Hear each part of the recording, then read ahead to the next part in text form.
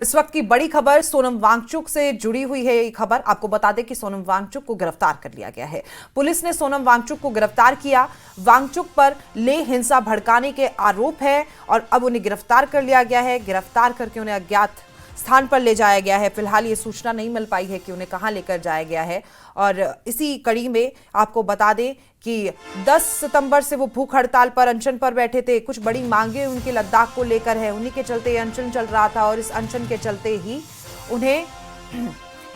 उन्होंने एक भाषण दिया और वो भाषण भड़काऊ भाषण था, जिसकी वजह से हिंसा भड़की और अब उन्हें गिरफ्तार कर लिया गया है। आपको बता दें कि इनकी कुछ बड़ी मांगे थी, जिसमें से सबसे पहली मांग थी कि लद्दाख को पूर्ण राज्य का दर्जा बहाल कर दिया जाए, लद्दाख को छठी अनुसूची में डाल दिया जाए, स्थानीय लोगों को नौकरियों में प्राथमिकता दी जानी चाहिए और लेह और कारगिल दो लोकसभा सीटें बननी चाहिए। वहीं इसके अलावा इनकी कुछ और मांगे भी हैं और अनशन पर ये बैठे थे। अनशन पर बैठे होने के बावजूद 24 सितंबर को वहां पर सामाजिक कार्यकर्ता उनके साथ 2 उम्रदराज लोग मौजूद थे, जिनकी तबियत बिगड़ती है। तबियत बिगड़ने के बाद उन्हें अस्पताल में भर्ती कराया जाता है और उसके बाद से वहाँ के जो युवा हैं वो भड़क जाते हैं कि आखिरकार उनके हितों को ध्यान में रखा नहीं जा रहा है, उनकी मांगे पूरी नहीं की जा रही है। आपको बता दें कि सरकार ने 6 अक्टूबर का समय दिया था, बैठक बुलाई गई थी, मीटिंग होनी थी और तब इस पर चर्चा की जानी थी, लेकिन इसी के बीच हिंसा की ये खौफनाक तस्वीरें देखने को मिली। ये वही तस्वीरें, लगभग मिलती जुलती तस्वीरें नेपाल से हैं और बताया जा रहा है कि बाहर के नागरिकों का भी इस हिंसा में हाथ हो सकता है। इसी कड़ी में 4 नेपाली नागरिकों को भी गिरफ्तार किया गया है और अब सोनम वांगचुक को भी गिरफ्तार कर लिया गया है। लेह हिंसा के बाद सामाजिक कार्यकर्ता सोनम वांगचुक विदेशी फंडिंग में अनियमितता के मामले में जांच के घेरे में आ गए थे। उनकी एक संस्था का विदेशी फंडिंग प्राप्त करने का लाइसेंस सरकार ने रद्द किया था। दूसरी संस्था में कथित विसंगतियों की जांच सीबीआई कर रही है। यहाँ के बता दें आपको, बुधवार को लेह में हिंसा के लिए केंद्र सरकार ने सोनम वांगचुक के भड़काऊ भाषणों को पूर्ण रूप से जिम्मेदार ठहराया है। कहा गया है कि उनके भड़काऊ भाषण सामने आते हैं, जिसके बाद वहां पर हिंसा भड़क जाती है। हालांकि जम्मू कश्मीर में भी हलचल इस मामले को लेकर देखी जा रही है, राजनीतिक प्रतिक्रियाएं वहां से सामने आ रही है। कल प्रेस वार्ता पीडीपी प्रमुख महबूबा मुफ्ती की तरफ से की गई थी, तब उनकी तरफ से कहा गया था कि जम्मू कश्मीर लद्दाख जब एक थे तो लोगों में कहीं ना कहीं वो संतुष्टि देखी जाती थी, लेकिन फिलहाल अब लोग केंद्र सरकार ने जब से 2019 से यूटी घोषित किया है, उसके बाद से पहले तो देखा गया था कि लोगों में खुशी का माहौल था, लेकिन धीरे धीरे जैसे समय बीतता है उन्हें ये पता लगता है कि उनके पर्सनल अधिकारों का हनन हुआ। उसके बाद से ये आग जागी और फिर 2019 में केडीए और लेह अपेक्स बॉडी का गठन हुआ। उसके बाद से लद्दाख पर ध्यान देने की बात की गई और लगातार फिर उसे पूर्ण राज्य का दर्जा बहाली के लिए मांग पर्यावरणविद सोनम वांगचुक की चल रही है। मौरूफ स्टेंजन हमारे सहयोगी हमारे साथ मौजूद है। मौरूफ, हमने आपसे बात की थी, ने गिरफ्तार तो कर लिया गया है, अज्ञात स्थान पर ले जाया गया है, क्या कोई नई अपडेट सामने आई है? क्या कोई जगह का पता लग पाया है?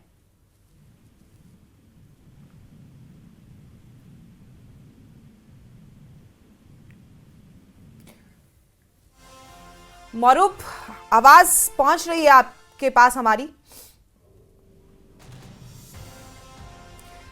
देखिए, लेह में जो हालात बने हुए हैं उसके बाद से इंटरनेट सेवा वहां पर फिलहाल बहाल नहीं की गई, इंटरनेट सेवा बंद है और ऐसे में बहुत मुश्किल है हमारे सहयोगी से भी संपर्क साधना, क्योंकि हालात फिलहाल संवेदनशील बने हुए हैं।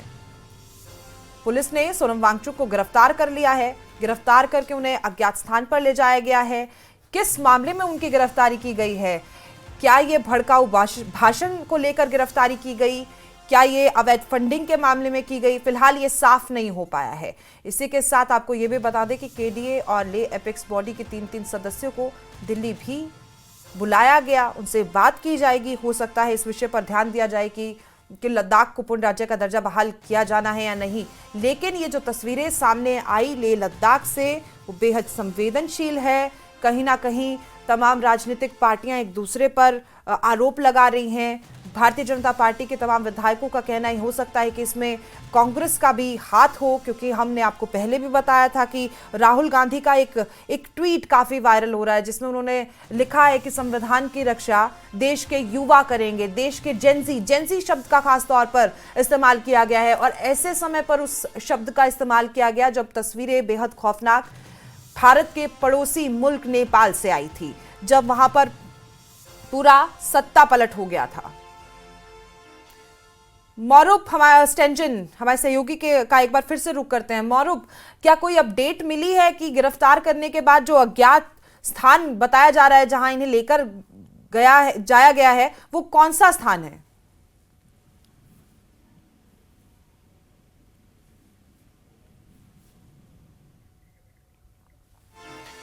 तो देखिए, आप देख सकते हैं किस तरीके से हालात गिरफ्तारी के बाद वहां पर बने हुए हैं।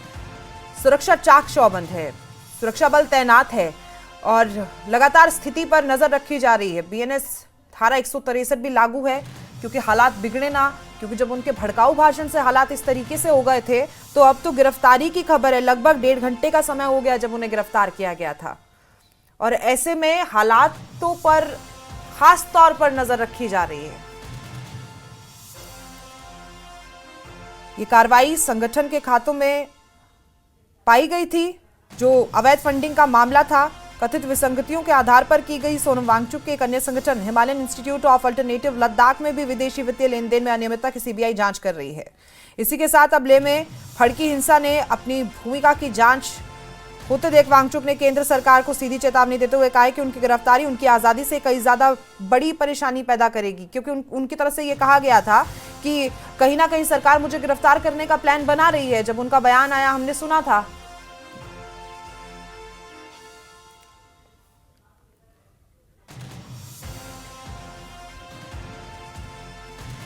डेस्किट एनगामो गांजियोर सोशल एक्टिविस्ट लद्दाख से हमारे साथ मौजूद है।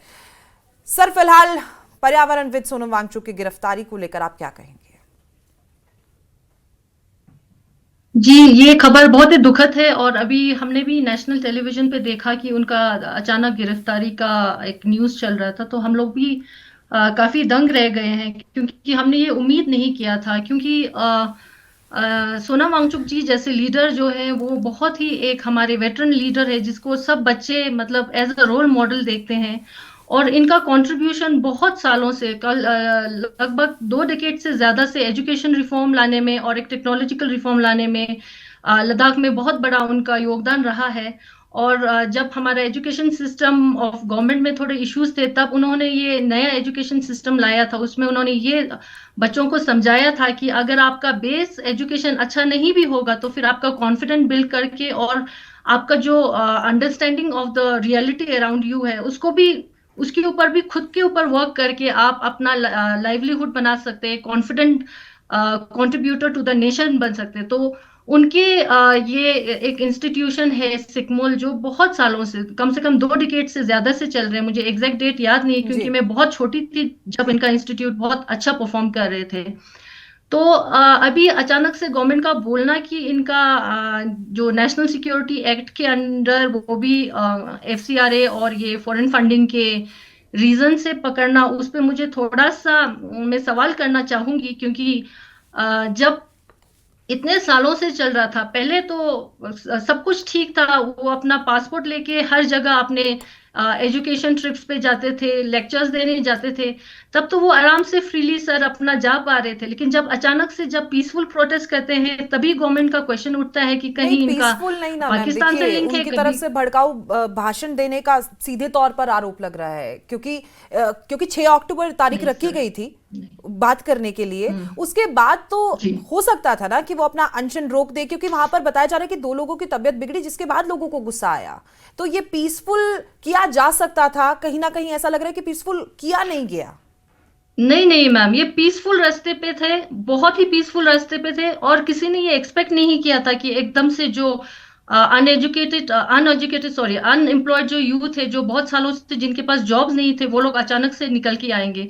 क्योंकि उसके एक दिन पहले तक एक भी बच्चा ऐसे ये पीसफुल हमारे जो प्रोटेस्ट अनशन कर रहे थे उसमें वो लोग शामिल भी नहीं होते थे। जबकि हम लोग बार बार रिक्वेस्ट करते थे कि बच्चों का भी ऐसे आना, कभी पीसफुल प्रोटेस्ट में बैठना जरूरी है, क्योंकि फिर गवर्नमेंट से कैसे क्या मांगना है पीसफुल वे में, अपने एक लॉफुल तरीके से उनको सीखना जरूरी है। तो पहले हम लोग बच्चों को ये रिक्वेस्ट करते थे कि कभी जब आपके पास टाइम होगा तो अपने मम्मी के पापा के साथ हमारे पीसफुल प्रोटेस्ट में आइए, लेकिन कभी आए ही नहीं। तब वो लोग अपने लाइफ में बहुत बिजी थे, और अचानक उस दिन ऐसे आए कि सर को भी मालूम नहीं होगा कि वो लोग आ रहे हैं, लेकिन जबकि सर की तरफ से तो एक, मैं बोलूंगी, एक शब्द भी ऐसे प्रोवोकेटिव एक शब्द नहीं निकला होगा सर या किसी भी वेटरन लीडर से।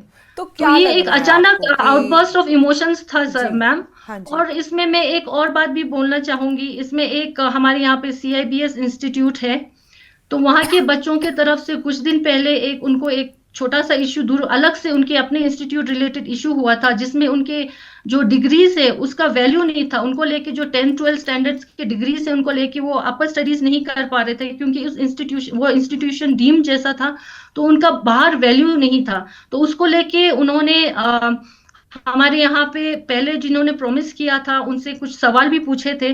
तो उसको लेके ये यहाँ के बीजेपी के जो प्रेसिडेंट थे, स्टेट प्रेसिडेंट, उन्होंने एक लेटर निकाला था कि ऐसे बच्चे जिन्होंने ये क्वेश्चन किया है उन पे कार्यवाही पता लगाना पड़ेगा कि ये लोग कौन है और इनका कैसे ऐसे उन्होंने ऐसे क्वेश्चन किया, और उसके इसके लिए उनको कहीं जेल भी डालना पड़े या कुछ एक्शन लेना पड़े तो पुलिस को लेना पड़ेगा, ऐसे एक्शन, ऐसे एक लेटर भी इशू किया था। तो जिसकी वजह से स्टूडेंट यूनियन बहुत गुस्सा भी हो गए थे 2-3 दिन पहले, मैम। तो ये जी, एक एडिशनल बच्चों का चलिए, ये रीजन था एक जिसकी वजह से वो पहलू हो लोग गया, चाचा। एक पहलू हो गया। जी लेकिन इसके अलावा इनकी संस्था का विदेशी फंडिंग लाइसेंस सरकार द्वारा रद्द किया गया है। इनके ऊपर पूर्ण रूप से आरोप लगाया गया कि 3 लाख रुपए जमा कराए हैं इन्होंने खाते में, और सेक्शन 17 का उल्लंघन है। इसके बारे में क्या कहेंगे आप? क्योंकि अभी इसके तक बारे में तो ये मैं तो क्लियर नहीं हुआ है मैम कि किस मामले में इनकी गिरफ्तारी हुई है।